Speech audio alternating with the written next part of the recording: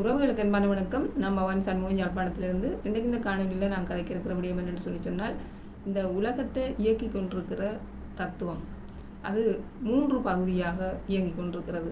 இப்போ எங்களுக்கு தென்னாட்டு மக்களுக்கு தெரியும், சிவன், பிரம்மா, விஷ்ணு என்ற 3 முப்பெரும் தத்துவங்கள். சிவன் என்றது தந்தையாக, பிரம்மா என்றது தாயாக, விஷ்ணு என்றது குழந்தையாக கூறப்படுகின்றது. இது ஒரு உருவத்துக்குரிய அடையாளம்.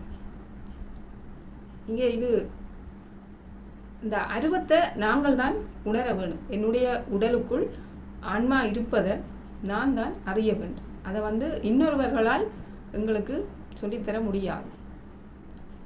அப்போ அதே போல சிவன், பிரம்மா, விஷ்ணு என்ற இந்த தத்துவம் இணைந்துதான் இந்த உலகத்தை இயக்கி கொண்டிருக்கின்றது.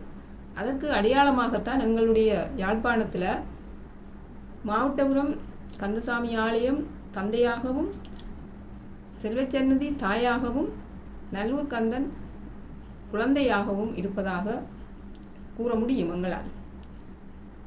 தந்தை அபிஷேக கந்தன், தாயார் அன்னதான கந்தன், குழந்தை அலங்கார கந்தனாக வீற்றிருக்கிறது. இந்த விஷயத்தை நான் பல காணொலிகளில் கதைச்சிருக்கிறேன். இவர்களுக்கெல்லாம் கோயில்கள் இருக்கின்றது. இப்போ இந்த கோயில்ன்றது ஒரு மனித உடல். அந்த மனித உடலுக்குள் ஆன்மா இருக்கிறது என்றதை நாங்கள் உணர வேண்டும்.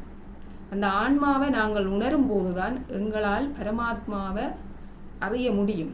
அப்போ எங்களுடைய ஆன்மாவையே எங்களால் உணர முடியாது என்ற போது பரமாத்மாவை எங்களால் அறிய முடியாது. அப்போ நாங்கள் எப்பவும் எங்களுடைய உடலுக்கு மட்டும் முக்கியத்துவம் கொடுத்துக்கொண்டு அதற்கு அலங்காரம் செய்து கொண்டிருப்போம். நிச்சயமாக உடல் பாதுகாக்கப்பட வேண்டியது. ஆரோக்கியமாக நோய் நொடி இல்லாமல் பாதுகாத்தால் தான் எங்களுடைய ஆன்மா எங்கள் உடலில் தரித்திருக்கும். இதே போல தான் இந்த கிறிஸ்தவத்தில் சொல்லப்படுகின்றது பிதா, குமரன், பரிசுத்த ஆவின்னு சொல்லி. அப்போ எதை குறிக்குதுன்னு சொன்னால், இது உடலை குறிக்கல, இது ஆன்மாவை குறிக்குது. ஆன்மா ஒன்றிலிருந்து ஒன்றாக பிரிந்து இந்த உலகத்தில் உடலை எடுத்துக்கொள்ளுது. அதை குறிக்கிற விடயம்தான் பிதா, குமரன், பரிசுத்த ஆவி. அங்கேயும் முப்பெரும் தத்துவத்தை தான் சொல்லுது.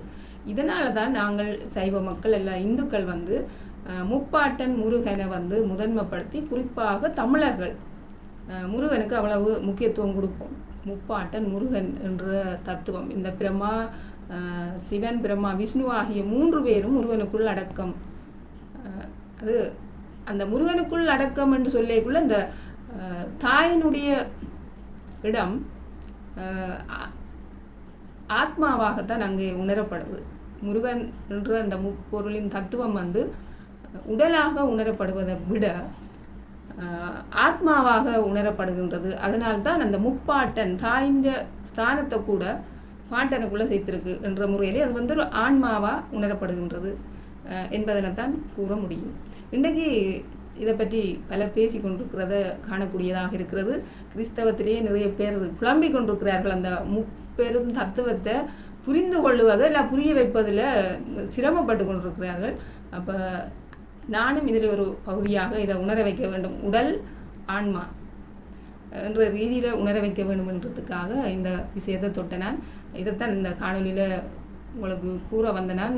விளங்கி இருக்கும். விளங்காவிட்டால் உங்களுடைய கருத்துக்களையும் பதிவிடுங்கோ.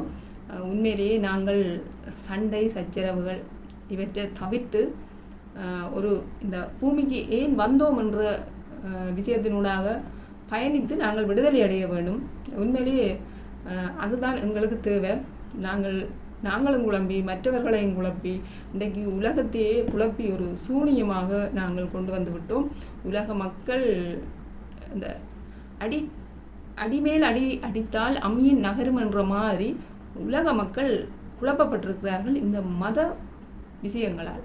அவர்கள் எதை நம்புவது, எது சரி, எது தவறு, உண்மையிலேயே மனிதநேயமா அல்லது மதமா, எது ஒன்றுமே உலகத்தில் உள்ள எவருக்குமே புரியல் என்ற நிலைமையில வந்திருக்குது. மீண்டும் இன்னொரு காணொலியில் சந்திக்கும் வரை நன்றி, வணக்கம்.